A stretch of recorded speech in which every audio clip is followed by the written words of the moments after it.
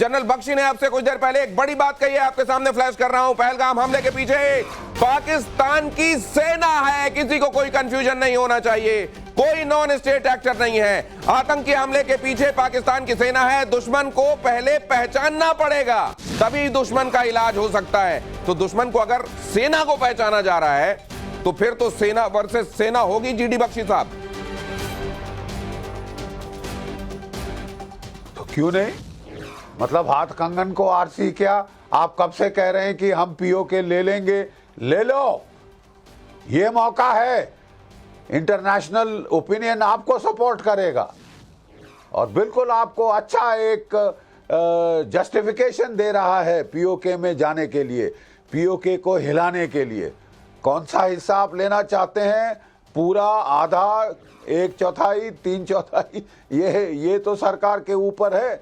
आदेश दीजिए और उसका पालन होगा। पाकिस्तान की सेना से टक्कर तो क्या आप क्या चूड़ियां डाल के बैठना चाहते हैं? What nonsense, give it back. इससे ज्यादा आप क्या थूका चाटोगे पाकिस्तान का? 3 दिन पहले आसिम मुनीर, उनका आर्मी चीफ, कहता है कि ये हिंदू मुस्लिम मामला है और हम जिहाद करेंगे, और अब उसने कर दी। तो क्या आप हाथ पे हाथ धरे बैठे रहोगे कि नहीं उसने नहीं किया? साहब, ये 3 नंबर हैं जिन शगुफों के हम शक्लें दिखा रहे हैं आपको। शक्लें मत दिखाइए, लाशें दिखाइए।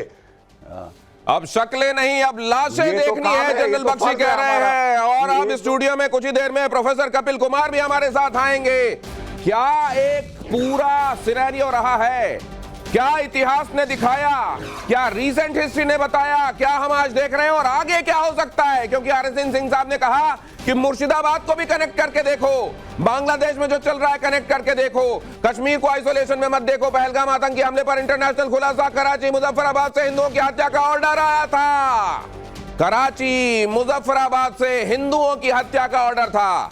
कराची मुजफ्फराबाद से आतंकवादियों को मिल रही थी कमांड, आतंकियों को पीओके में ट्रेनिंग दी गई और उसके बाद यहां पर भेजा गया। हिंदुओं को कैसे पहचानना है? जाहिर है जिन लोगों ने पैंट उतरवा कर चेक किया है उनको यह सब कुछ बताया गया था कि हिंदुओं की पहचान कैसे कर सकते हो।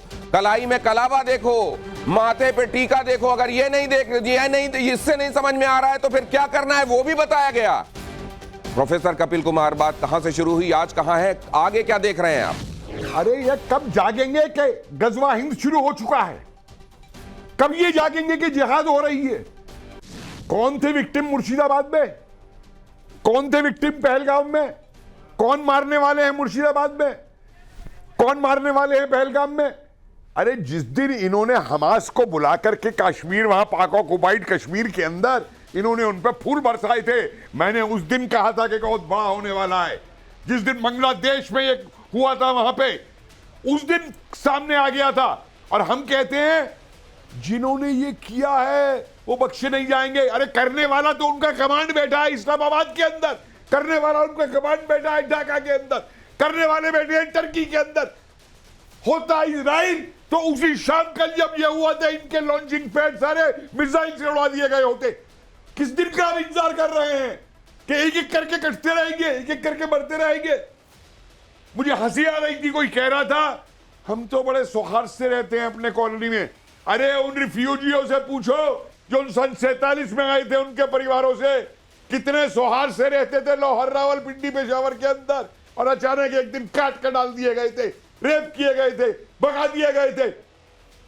और इनको एक बात क्यों नहीं बता सकते हम पाकिस्तानियों को, पाकिस्तानियों हम काफिर नहीं है, हम हिंदू है, हमारे में भी खून है, तुमसे ज्यादा देख लेंगे तुमको।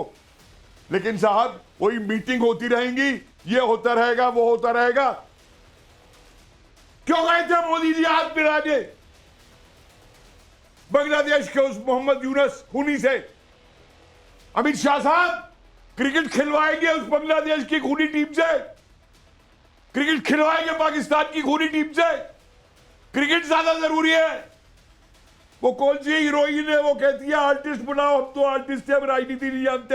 अरे राजनीति हो रही है, ये कत्लेआम हो रहा है। ये बहुत बड़ी बात कह रहे हैं प्रोफेसर कपिल कुमार। प्रोफेसर कपिल कुमार का बड़ा बयान, कश्मीर में जिहाद हो रहा है, इसको पहचानो। जो कश्मीर में हुआ वही मुर्शिदाबाद में हुआ। ये आरएसएन सिंह साहब भी कह रहे हैं, कपिल साहब भी कह रहे हैं। अगर ऐसा है जीडी बख्शी साहब, मुर्शिदाबाद को आइसोलेशन में नहीं देख सकते, अगर कश्मीर की में हुई घटना के साथ उसको जोड़कर देखना है, तो ये तो फिर ये तो बहुत बड़ी तस्वीर हो गई। और अगर ये इतना बड़ा चैलेंज है तो इसके लिए कदम कितना बड़ा उठाना होगा सर?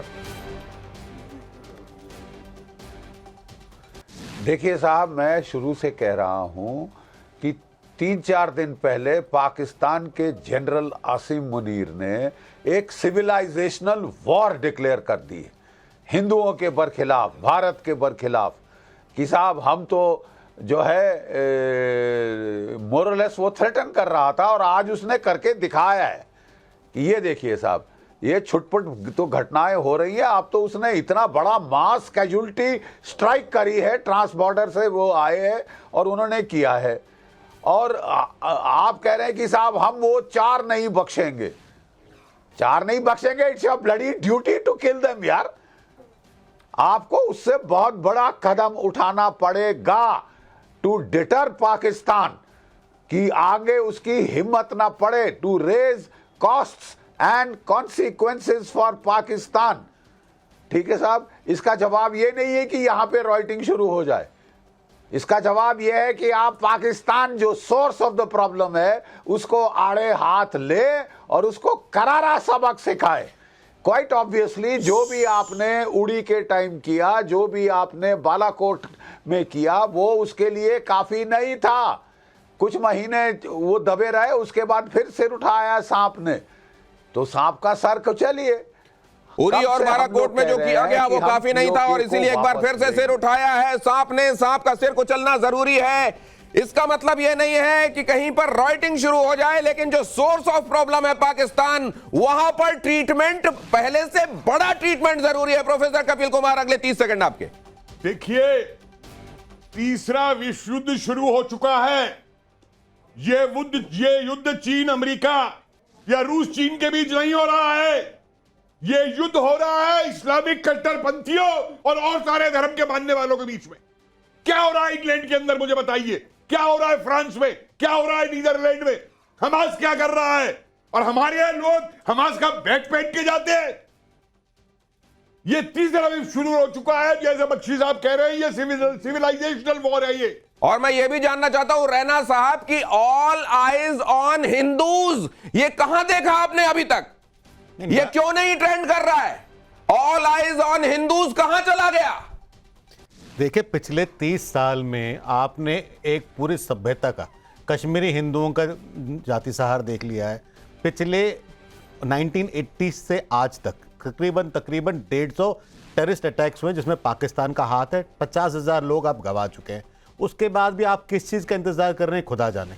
मेरे समझ के बाहर है कि आपको जगाने के लिए कितनी लाशों का ढेर चाहिए कि आप उसके बाद इस सिविलाइजेशन वॉर को मारे, इसको जिहाद माने। आप देखिए, कश्मीर में भी अब पिछले 5 साल से हम क्या कह रहे थे, हम मान ही नहीं रहे थे। 25,000 सिविलियंस की डेथ के बाद, 5 लाख हिंदुओं के बेघर होने के बाद भी हम कहते हैं कश्मीर की जो समस्या है वो करप्शन की समस्या है। कश्मीर की जो समस्या है वो मिस गवर्नेंस की समस्या है। अरे भाई साहब, अगर वो मिस गवर्नेंस और करप्शन की समस्या होती तो हिंदुओं का नाम पूछकर उसे गोली नहीं मारी जाती, उसके कपड़े निकालकर ये नहीं वेरीफाई किया जाता कि हिंदू है मुसलमान है और उसे पॉइंट ब्लैंक पर नहीं मारा जाता। तो आप कैंसर का इलाज वायरल समझ के करेंगे तो इसका इलाज नहीं होने वाला। कैंसर का इलाज वायरल समझकर नहीं होना चाहिए।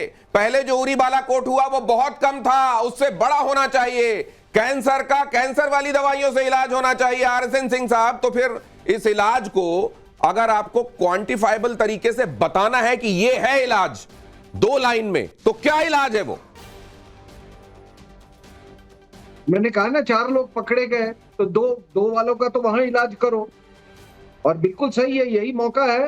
आप पीओके को उसको बनाओ, जो गजा के तौर पे उसको उसके साथ आप ट्रीट करो उसको। तो ओजीडब्ल्यूज को क्यों छोड़ा गया सर? वो जो 11-12 हजार लोग आइडेंटिफाई किए गए थे, उनका क्या इलाज किया गया था सर? नहीं, मैं कह रहा हूं, और तमाम हमारे अंदर की जहां तक बात है, ये सब ये मदरसे और ये देवबंद और ये जितने ये बरेलवी के जो हम आप सब क्या बोल रहे हो? हम उनको आइडियोलॉजी यहां से बेचते हैं, वो उसको वेपनाइज करके हमको बेचते हैं। आपने कभी सोचा है we are the biggest exporters of Islamic terrorism? India is the biggest exporter of Islamic terrorism. Jaish e Mohammed क्या है? देवबंदी ऑर्गेनाइजेशन है। आइडियोलॉजी वाइज आप कह रहे हैं सर। मैं दूसरी बात समझना चाहता हूं, अगर ये आइडियोलॉजी में जा रहा है तो ये आइडियोलॉजी में कहां से जा रहा है सर? ये हिंदुस्तान किस किताब से जा रहा है?